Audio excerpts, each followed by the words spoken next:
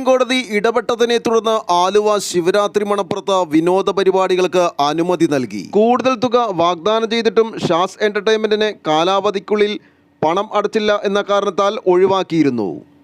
ഇതോടെ ആദ്യം കരാർ നൽകിയ കരാറുകാരനെ ഒഴിവാക്കി രണ്ടാമത്തെ കരാറുകാരന് അനുമതി നൽകിയതിനെതിരെ സുപ്രീം കോടതി വരെ കേസ് നീളുകയും ചെയ്തു. ഫിറ്റ്നസ് ഇല്ലാത്തതിൻ്റെ പേരിൽ ആലുവ ശിവരാത്രി മണപ്പുറത്തെ അമ്യൂസ്മെന്റ് പാർക്കിന്റെ പ്രവർത്തനം നഗരസഭ ഇടപെട്ട് നിർത്തിവെപ്പിച്ചിരുന്നു.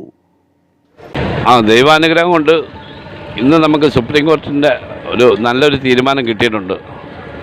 അത് കാരണം നമുക്ക് മുനിസിപ്പാലിറ്റിയിൽ നിന്ന് പെർമിഷൻ തന്നു. നമ്മൾ തുടങ്ങിയിട്ടുണ്ട്. ഇന്ന് മുതൽ ആക്റ്റീവായിട്ടുണ്ട്. നമ്മൾ റൈഡുകൾ ഏകദേശം ഒരു 10-26 റൈഡുകളുണ്ട്. കുട്ടികൾക്കും മുതിർന്നവർക്കും എല്ലാവർക്കും ആനന്ദകരമായ നല്ല റൈഡുകൾ തന്നെയാണ്.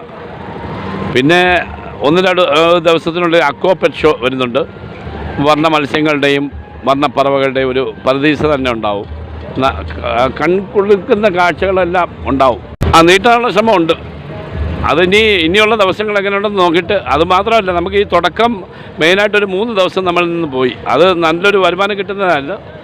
അത് ഇല്ലാതായത് കാരണം നമ്മൾ ഏകദേശം ഒരു വിഷു വരെയൊക്കെ ഓട്ടിക്കാനുള്ള ഒരു സംവിധാനം മുനിസിപ്പാലിറ്റിയുമായിട്ട് ആലോചിച്ച് ചെയ്യാൻ സാധ്യതയുണ്ട്. വിനോദ പരിപാടികളുടെ ഭാഗമായുള്ള റൈഡുകൾ പ്രവർത്തിക്കാൻ ശിവരാത്രി ദിനത്തിലും തിങ്കളാഴ്ച വൈകിട്ട് വരെയും അനുമതി നൽകിയിരുന്നില്ല. ഇതുമൂലം ലക്ഷക്കണക്കിന് രൂപയുടെ നഷ്ടം ഷാസ് എന്റർടൈൻമെന്റിനുണ്ടായി.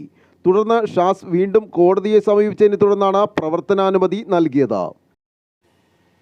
നഷ്ടം നികത്താൻ വിനോദ പരിപാടികൾ 50 ദിവസത്തേക്ക് അനുമതി നൽകണമെന്നാവശ്യപ്പെടുമെന്നും ഷാസ് ഗ്രൂപ്പ് ചെയർമാൻ ബാദുഷ പറഞ്ഞു.